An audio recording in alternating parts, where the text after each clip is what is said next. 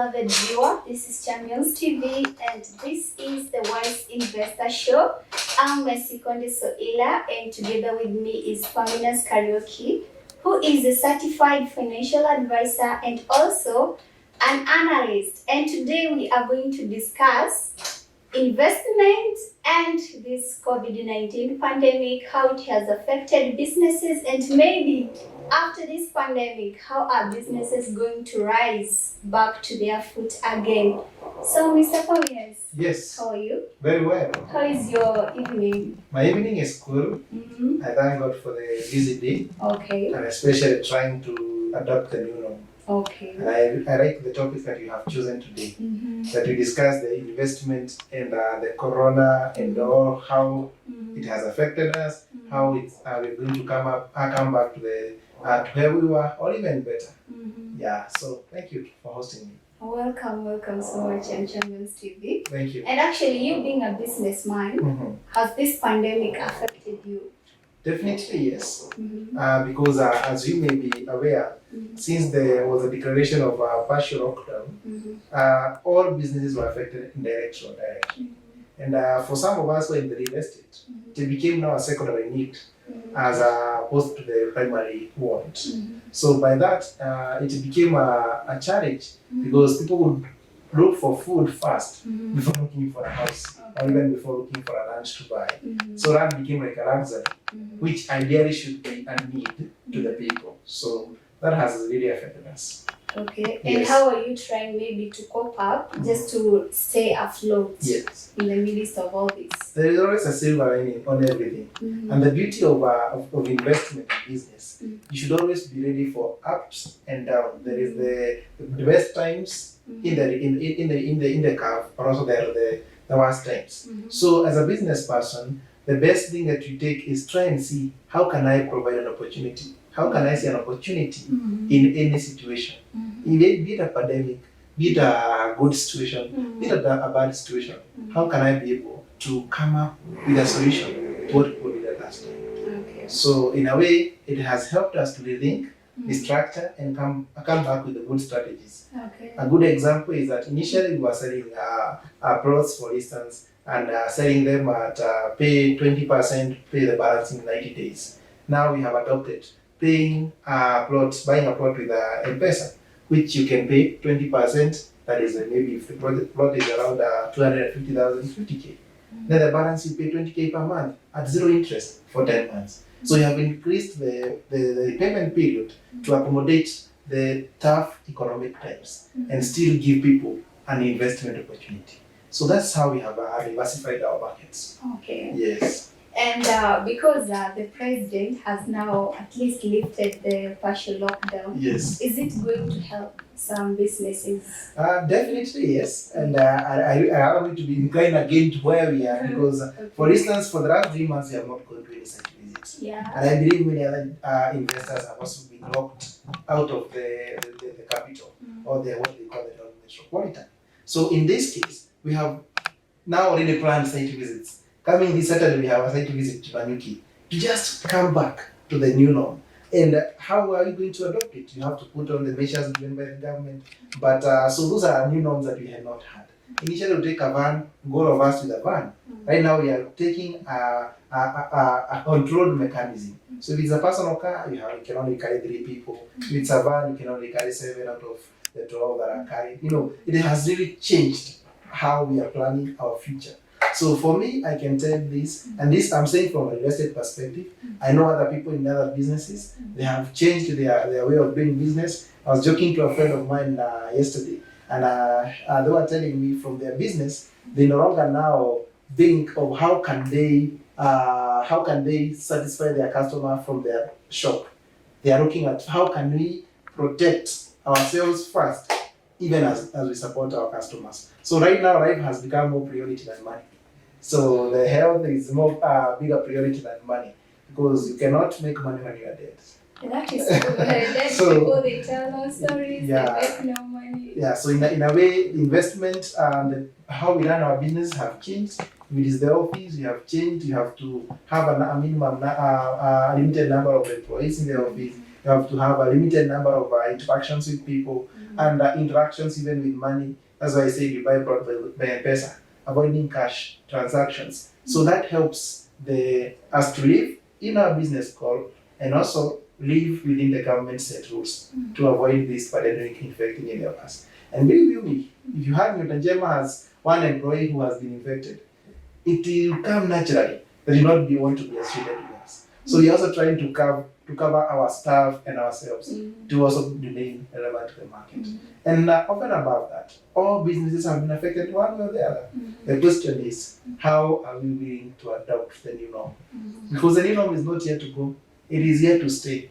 And why I like Kenyans is that Kenyans, we are brilliant in thinking out of the box. When there were floods, you could see people coming up with even the boats and trying to ferry people from one point to the other. When there were locusts, we saw guys running after the locusts and beating them, and others investing in the drone to spray the infected areas. So there is always a solution or a business opportunity in every situation. So the question is, are we going to get something good through the pandemic? My answer is yes, to those who are ready to change and adopt the new norm. And how are we going to adopt? Because, for instance, there are these guys who are affected. In fact, if you live along Thika Road, this bypass that goes to Ruai. Bypass. Yeah, the Eastern bypass. Nowadays, I see vehicles. There are people just selling whatever they can sell. Some are selling tomatoes. Some are selling rice. Yes. And if you talk to these people, they were people who are employed in the white collar jobs. But right now they are just jobless. Maybe their offices were closed. So how are they going to come back to normal? The reality is, we may see it like they have become jobless, but they have been triggered to become entrepreneurs. And I hope that makes sense because they were looking for, they were working as employees somewhere. So right now they are thinking, as they are selling those potatoes, they are selling the tomatoes, they are thinking, and I have a friend of mine who has been doing it but has also restructured herself from being an employee to starting her own business. So people are seeing, could I can also risk and do my business. Because when you are going to sell those items there, you are not selling with an intention of getting a target customer who you already know. You are doing it because you're prospecting. So we'll have a lot of small businesses coming up with a new norm. And as you said, for me, I don't see the negative part of people thinking they have lost jobs. If he can get more than they were getting from the job they are doing, that becomes a better job for them.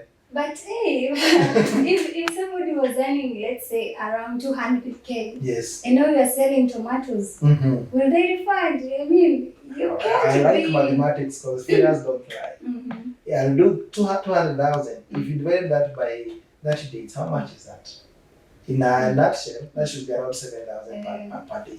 7,000 per day. If you sold those tomatoes not just in a retail manner, but get them start a company to supply, you may end up getting a tender even with the supermarkets. You have seen Quick Marts, for instance, opening branches all over. You can go and get a tender to supply to them.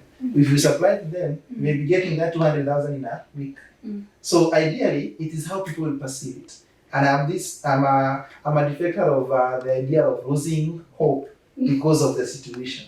I always believe, and you're called hope, I always believe you can increase your opportunity by thinking out of the box. So if somebody is selling tomatoes, can they get 200,000? Yeah. There are people in this Nairobi who make at least 20,000 every day by selling tomatoes. How? A friend of mine, and maybe the time tomato was sold 20 bob. No, I'm saying about current. Currently, yes. Right now. I have a friend of mine, let me not go to the tomato business. I have a friend of mine who sells the mutulas. And this place, the guy does very excellent mutulas. And why am I using this as an example? Because everybody, when we are going home, even when we're in the office, is near our office place. When you're in the office, you see the staff going down to buy the mutula from them. Because they are excellent in what they do. You know what? This guy goes home with around 30,000 every day as net profit. Just selling motura, the African sausage. I'm not saying about something that is not true. They sell motura and the samosas. And I'll be honest to you, these guys go home with at least 30,000. On the worst day, 25,000. because Per people day, have that is a identified day. a day. Mhm. So any business can give you money. Mhm. And that is why I always say investment does not require money, it requires a smart mind. Mhm. If you have a smart brain, you can always create money out of what you have. So don't think, my view is yes, some will lose their lifestyle, some will lose their livelihood, but the reality is there are people who will grow to become a better entrepreneur from the institution that we have had. There is somebody, when the president opened and there was news in the evening, somebody was saying that they have been selling a lot of maize, roasted maize. So does it mean because now the economy has been opened, they have stopped the skill of selling maize?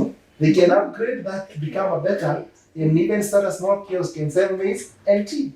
It is still attracting a flow of people. So the truth be told, the investment opportunities are always going to be there. And even if somebody had lost a job, losing a job is one thing, but coming out of that reality and getting something better for yourself is a better reality. So that's my view. Wow, wow. So you mean there are people who are going to thrive? There are people who are going to learn it better, and there are those issues that affect the economy. Ask yourself, if for instance you lost your job and started manufacturing, or you have the skills of tailoring, then you started manufacturing or making some masks. Who told you that those people are not making money? Everybody is having a mask on the street. Yeah. So that is a business that may go for the next 1 year. The schools are going to be open. And we had on Tuesday the CS saying that the schools are going to be open in 2021. Meaning by 2021, we'll need a supply of masks, supply of protective measures, and this will help, we will create a business opportunity. The government already sent 5 billion, which is going to be used to create more classrooms, create more desks, buying more stationery, that is desk and all that. So that tells you there's an opportunity. So if a carpenter, if a guy had skills of carpentry, and they were employed and say, now, out of the 5 billion, I only take 1% of it, and create at least desks equivalent to that amount. Tell me, if you take 1 billion of 1% of 5 billion, that's around 50 million. You have not stolen money from anyone, but you have actually been able to create your own wealth by using your skills and your knowledge to become a better person as opposed to where you are. So employment will have people, yes, but you'll have more investors and more entrepreneurs being born out of the pandemic. Wow, wow, wow. Let us take a short break. We will come back to discuss more issues and maybe how we can get back to our feet and stay afloat in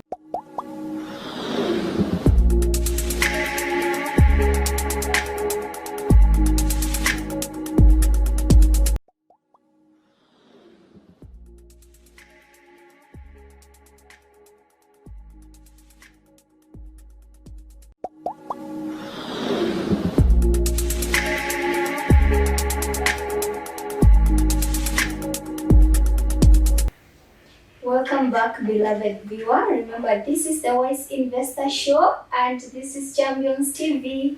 I'm Mesikonde Soila and I'm with Pamina's Karaoke, who is a certified financial advisor and also an analyst. And today we are discussing on how we can stay afloat in the midst of this pandemic, and it has affected a couple of businesses. It has affected a couple of people. Maybe you're employed and now you don't have a job. So we are tackling those issues, how you can stay afloat. So, Mr. Pavinas, Yes. we were talking about some guys will thrive in this pandemic. Yes. But still, I have a question for you. There are some farmers back there in the villages. So these farmers, before the lockdown, they couldn't maybe transport their goods. And owing to the fact that most people are right now not working, so the products are not being bought. Now those people, they don't have a chance, like maybe here in the city, you can start a small business and thrive. How are they going to cope up with this situation? Allow me to laugh because the reality is, during the lockdown, the partial lockdown that we had, the people in the city were sustained by those who are in the village. That is the first thing. It's good to appreciate that people in the city were not having money even to buy food. Some of us. And when I'm saying some of us, is because you could see people all the days. The matatus had been converted to be courier vehicles. Yeah, They were transporting all the food. So what will happen? Well, now this has already proven that there is an interdependence between the urban and the rural lives. So your parent cannot allow you to sleep hungry when she knows that they have some potatoes in the shamba. So we have seen that interdependence. But now what we need to adopt is monetizing that supply from just being a supply as a parent to the child, but now continue supplying the same, continue using the same medium, but now use it for business. So if you're sending a gunia of potatoes, for instance, to send to your child to eat for a whole month, now they have come back to their feet. You can use that gunia of potato and send it to the market to increase capital. So ideally, there will be more, for those who are smart, they realize that people will come back. People won't want to come back to their feet. People want to come back to their lifestyles. So they come back to their lifestyles. What is the question that you need to observe? Is that people would want to get more, now not given for free, but buying, because of what we call the mentality in the city. Okay, what about those guys right now? You know, there are some people out there, they don't have food, by the way. They don't have food. Maybe the people they were depending on the city, they have lost their jobs. As I said earlier, every situation, it is good to come back to the drawing board and see how can I improve. Definitely there are people who will be affected immensely. But there are those who will also not be affected so much, but will come back to their feet very fast and prompt. Why am I saying so? This is because in life, there are two kinds of people. There are the risk takers. The high risk takers will always see an opportunity, take up the risk and get more returns. Yeah. There are those who are married. Those are going to just be there. My job will come back, so there's no problem. But those who are low risk takers are the worst hit because they cannot think out of the box. They just say the worst has happened to me. And I always say this, whatever you confess, you actually possess. Because if you confess that I cannot make it in my life, in my business, in my job place, then you don't become a successful person. And now this is where people will also get around the culture of saving. And I know this we shall cover it in the next session about saving versus investment. Where people now start appreciating that for you to invest, you must have saved. If you want to buy a house of 10 million, you cannot just wake up one day from nowhere and have 10 million in your bank. You must have inculcated the culture of saving. So you also see people changing the dynamics of their lifestyle. They are going to have more people saving, more people being inclined to investing. And I was joking to some people when I was sharing something in another talk. And as I was asked, what do you think happened when we were told to stay at home? And I found myself saying this, and I repeat again. When we were told to go and work from home, many of us were very excited that we can work from home. But we forgot that very few had a home. And this is what I want to differentiate a home and a house. Because almost 80 to 90% of Kenyans in the city are living in houses which are rented. So meaning you're actually working for somebody's business. So they are in somebody's house, you're living in an apartment, very costly, very expensive. You think that you're working from home, but the reality is at the end of the month, you are paying rent. So ideally you're working for someone. So people will also adopt a new life. And there's a friend of mine who I visit occasionally, and his neighbor has a very big Mercedes-Benz and a BMW. But they are living in a rented house. Yet the landlord who is staying in the same compound drives a G20, which is a KA something. So you wonder, what is the difference? You may think the BMW is for the landlord, but the landlord has another secret. You need a car to move from one place to the other, not for show off. And that is what has affected majority of us as Kenyans. We want to live a life to please people.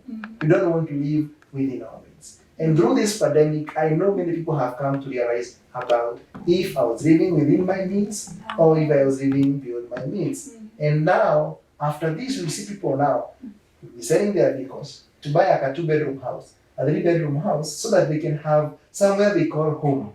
That even if a pandemic comes like what has happened in this season, they will go home to their own two-bedroom, which is theirs. Nobody is coming to knock at the end of the month. But even if you have that Mercedes-Benz which is parked in a rented house, when you are paying 60,000, who told you that the landlord will come and tell you, if the landlord sent you out of the house, what will happen? You find yourself now stammering and struggling to know where to. Because you cannot live in the BMW, but you need a house. Mm-hmm. So we also see a difference in the investment patterns, Mm-hmm. which is going to be good to those who realize it early, Mm-hmm. but also very bad for those who don't realize it early. Mm-hmm. Because with the developers, we also now start getting to see an opportunity. And as an opportunity, you definitely know there will be a cost accounted tracing. Mm-hmm. So for instance, personally, I'm trusting God to do at least 100 houses in the new Kitisu apartments. Why am I doing these apartments? I'm not doing them for my own. I'm not doing them for investment. First, I want to do them to provide houses. Yes, the government is providing the housing schemes, which people, yes, we have the housing scheme, but do we have the market? How affordable are those apartments that Affordability, you're planning to yes. develop in Kitisu? Great. The truth is, there are people who are arbitrating the middle income earners. Mm-hmm. There are three categories of people in the investment. Mm. There are those who earn above 500,000 Kenya shillings, Mm-hmm. and these are the guys who occupy 1% of the working class in the city or in Kenya. So 1% of a total of at least 20 million who are working. 20 million includes the casuals, includes the white collar jobs, includes business people. We have only 1% of them earning an average of 500,000 per month.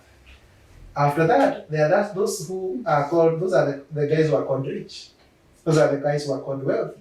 But there is also another category of people who earn between 50,000 Kenya shillings to 500,000. In majority of them, 80% of that group earn below 100,000.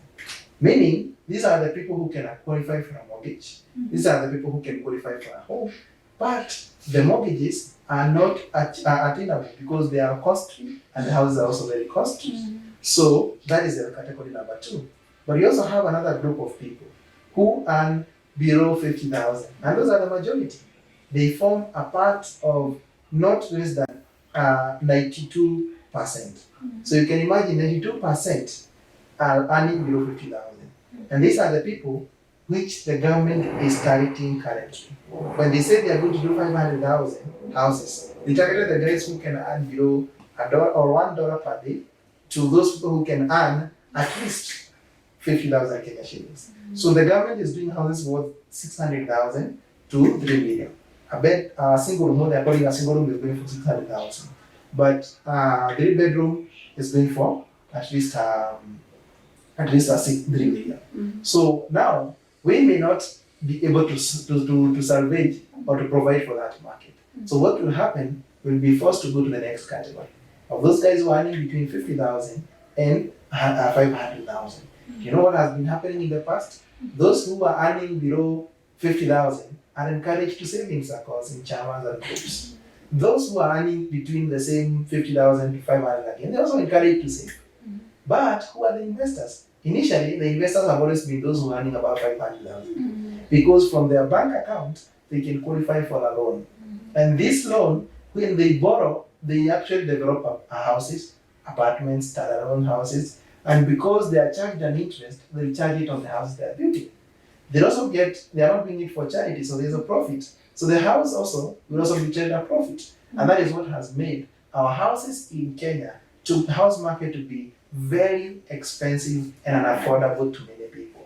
So what developers have done, like ourselves, we are trying to adopt a concept of people owning the houses at affordable prices instead of owning the houses at very expensive prices. So our prices are going to be ranging between 4 million to 10 million.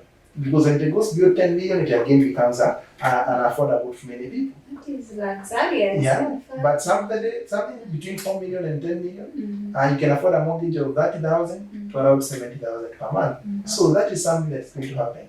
And another concept which also will change drastically is the aspect of tenancy purchase. Tenancy purchase is where you pay your house, you get to buy your house with your rent. So if you are supposed to be paying a rent of 30,000, for instance, you'll be charged 40,000, but it is towards your house. Today, even if I'm living in a house which I'm paying 50,000, I cannot possess that house after 10 years, after 25 years, I will continue paying. So we get an opportunity where now the developers are looking, and that's what we are looking at. Like those one in Kidusuru, they are going between 4.5 million to around 6.8 million. Those are the houses we are doing. So that helps us to capture a market which maybe people may not be able to understand, to acquire.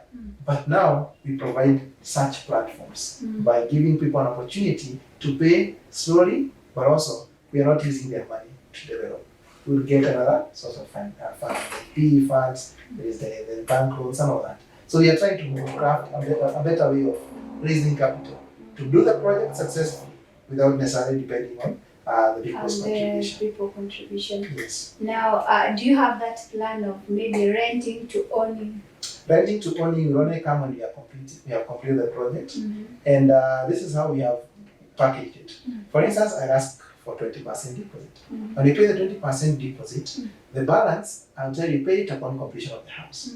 When I won't have been able to do is to know that the houses I'm developing have buyers already. So at the point of completion, I'll connect you to a bank which will provide for your mortgage, an affordable mortgage plan.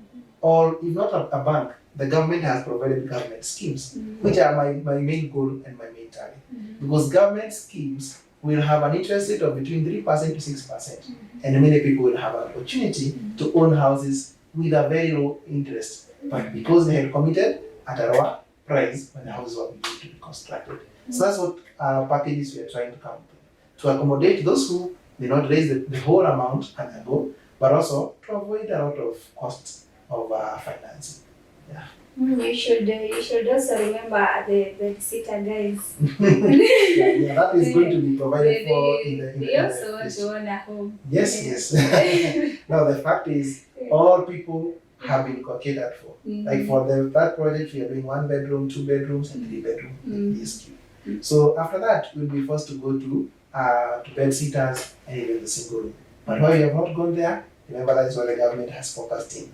Please make sure you have registered. Yeah. If you want to get the government. No, don't lower me. No.